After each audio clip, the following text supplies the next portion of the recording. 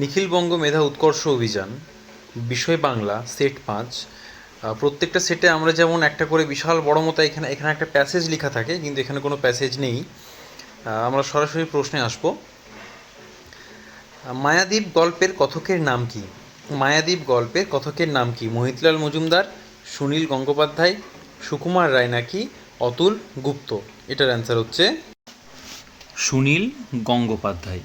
ঠিক আছে, পরের প্রশ্ন হচ্ছে, প্রবাসী পত্রিকার সম্পাদক ছিলেন যোগীন্দ্রনাথ সরকার, প্রেমেন্দ্র মিত্র, রামানন্দ চট্টোপাধ্যায় নাকি বিমল মুখার্জি? প্রবাসী পত্রিকার সম্পাদক ছিলেন রামানন্দ চট্টোপাধ্যায়। ঠিক আছে, অ্যান্সার হচ্ছে রামানন্দ চট্টোপাধ্যায়। এই প্রেমেন্দ্র মিত্র একটা পত্রিকার সম্পাদনা করেছিলেন। ঠিক আছে, কোন পত্রিকা বলতো? এটা ছিল কালি কলম পত্রিকা। কি বললাম? কালি কলম পত্রিকা। চলো, পরের প্রশ্ন কি বলছে, আমাজনের বাসিন্দারা বোতকে কিসের দেবতা বলে মানে?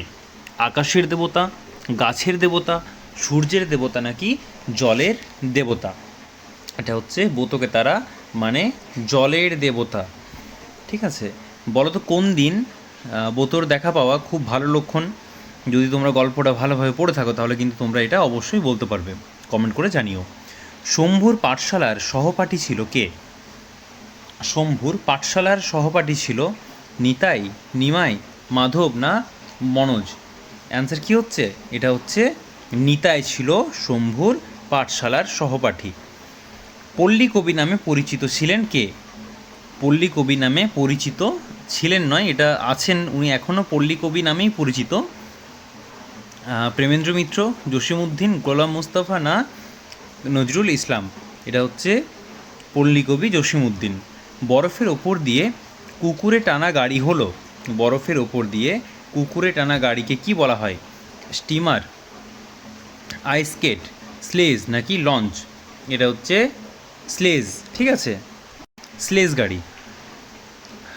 জোসেফ ম্যালার্ড উইলিয়াম টার্নার ছিলেন একজন ব্রিটিশ যন্ত্রশিল্পী, জাপানি লেখক, আমেরিকান অভিনেতা নাকি ব্রিটিশ চিত্রশিল্পী? অ্যান্সার কী হবে? অ্যান্সার হচ্ছে ব্রিটিশ চিত্রশিল্পী।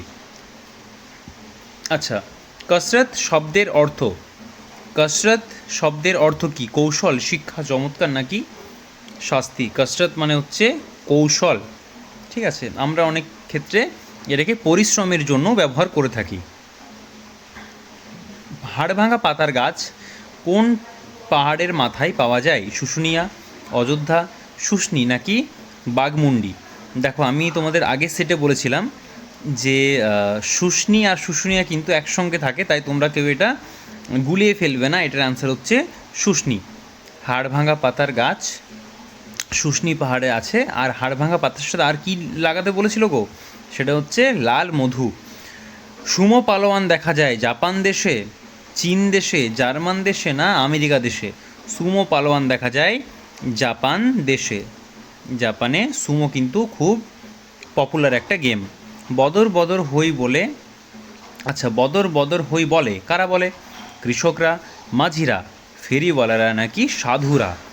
এটা হচ্ছে মাঝিরা, নৌকা চালানোর সময় তারা বদর বদর হই বলে। তুফান শব্দে দন্তন্য বর্ণটি অঘোষ বর্ণ, ওষ্ঠবর্ণ, ঘোষ বর্ণ নাকি স্বরবর্ণ? দেখো, স্বরবর্ণ তো হচ্ছে না, কারণ স্বরবর্ণ কি? স্বরবর্ণ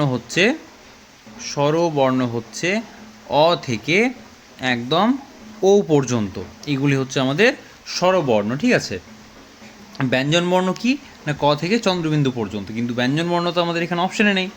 ব্যঞ্জনবর্ণের যে ভাগগুলি আছে, অর্থাৎ অঘোষ বর্ণ, ওষ্ঠবর্ণ, ঘোষ বর্ণ, সেগুলি আছে। সেগুলি কীরকম? ক, খ, গ, ঘ, উম, এই পাঁচটি যদি থাকে ঠিক একই রকম লাইন বরাবর, ঠিক আছে, চ, ছ, বর্গীয় জ, ঝ, ইয় ঠিক একই রকমভাবে এভাবে আসবে। তারপর ট, ঠ, ড, ঢ, মূর্ধন্য ন, ত, থ, দ, ধ, দন্তন্য।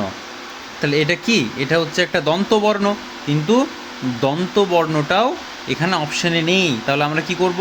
আমরা কি জানি যে কণ্ঠ, তালু, মূর্ধা, দন্ত, ওষ্ঠ। এখানে ওষ্ঠ অপশানে আছে, কিন্তু আমরা তো জোর জবরদস্তি করতে পারি না।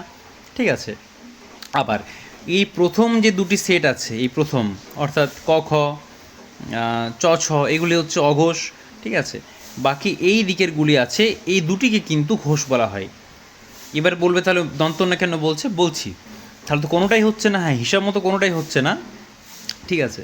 কিন্তু এই যে দন্তন্য আছে সেটাকে আমরা এখানে ঘোষ বর্ণ হিসেবে ধরছি, ঠিক আছে। এটা হচ্ছে আমাদের ঘোষ বর্ণ। তাহলে এই অপশান অনুযায়ী এটা হচ্ছে আমাদের ঘোষ বর্ণ। কারণটা কী করলে, কারণ মানে কী কারণে এটা করলাম সেটা আশা করি তোমরা বুঝতে পেরেছো। তো এটা হচ্ছে আমাদের এখানে আপাতত এই অপশানগুলো অনুযায়ী ঘোষ বর্ণ। স্বরবর্ণ কেন নয়, কারণ এটা অ থেকে ও এর মধ্যে পড়ছে না। আচ্ছা, ওষ্ঠবর্ণ কেন নয় সেটাও বললাম, কণ্ঠ তালু মূর্ধা দন্ত ওষ্ঠ। ওষ্ঠবর্ণ কোনগুলো, প ফ ব ভ ম, এগুলো হচ্ছে ওষ্ঠবর্ণ। অঘোষ কেন নয়, না প্রথম দুটির মধ্যে পড়ছে না, অর্থাৎ ক খ চ ছ ট ঠ এগুলোর মধ্যে পড়ছে না। সেই লাইনে কি আসছে, ত আর থ আসছে, সেই ওই লাইনের মধ্যে বা ওই বর্গের মধ্যে ত আর থ হচ্ছে একমাত্র অঘোষ বর্ণ।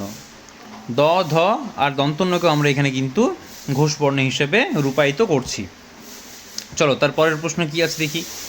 স্কটের পূর্বপুরুষেরা চাকরি কোথায় করতেন, কোথায় চাকরি করতেন? বিদ্যালয়ে না, বিচারালয়ে না, সামরিক বিভাগে না, সামুদ্রিক বিভাগ হবে অ্যান্সার, ঠিক আছে।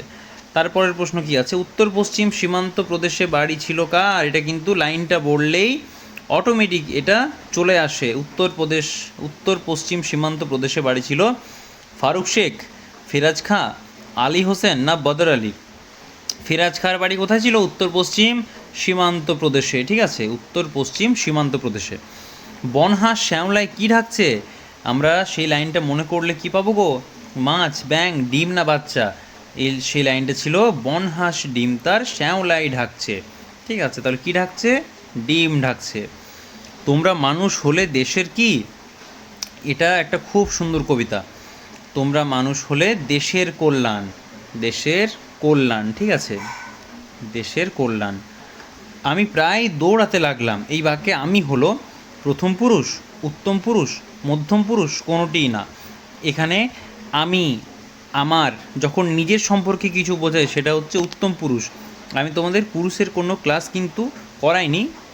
যদি দেখি যে মানে মনে হয় তোমাদের প্রয়োজন হয় অ্যাকচুয়ালি, তাহলে আমি কিন্তু পুরুষের একটা ক্লাস চটপট করিয়ে দেবো এই তোমাদের পরীক্ষা হওয়ার আগেই, ঠিক আছে। কিন্তু পুরুষ থেকে একটা প্রশ্ন অবশ্যই আসে। যদি ক্লাস চাই তাহলে অবশ্যই কমেন্ট করে জানাও, তখন না হয় ক্লাস একটা করানো যাবে, বেশিক্ষণ লাগবে না, ওই 7-8 বড় জোর 10 মিনিট। যা, চশমাটা কোথায় গেল? বাক্যটিতে কোন ভাব প্রকাশ পেয়েছে? বাক্যটিতে এখানে কি আছে গো? এখানে দেখো একটা জিজ্ঞাসা চিহ্ন আছে, তাহলে এটা কি? ইচ্ছা, বিস্ময়, প্রশ্ন না পরামর্শ? এটা প্রশ্ন হচ্ছে, অবশ্যই একটা প্রশ্ন হয়েছে। আচ্ছা, প্রেমেন্দ্র মিত্রের অবিস্মরণীয় সৃষ্টি কি? প্রেমেন্দ্র মিত্রের সৃষ্টি হলো ফেলুদা, ঘনাদা, নন্টেদা নাকি হারুদা? এটা হচ্ছে ঘনাদা হচ্ছে অ্যান্সার। বলো তো ফেলুদা কার সৃষ্টি? এটা তোমরা কমেন্ট করে জানাবে, ঠিক আছে। শুশুক দেখা যেত ধলেশ্বরী নদীতে, পদ্মা নদীতে, ইছামতি নদীতে নাকি পিংলা নদীতে? শুশুক দেখা যেত ইছামতি, পিংলা, ধলেশ্বরী না পদ্মা? এটা হচ্ছে পিংলা নদীতে কি দেখা যেত? শুশুক দেখা যেত। তাহলে সেট 5 আমাদের হয়ে গেল, এবার হবে আমাদের সেট 6।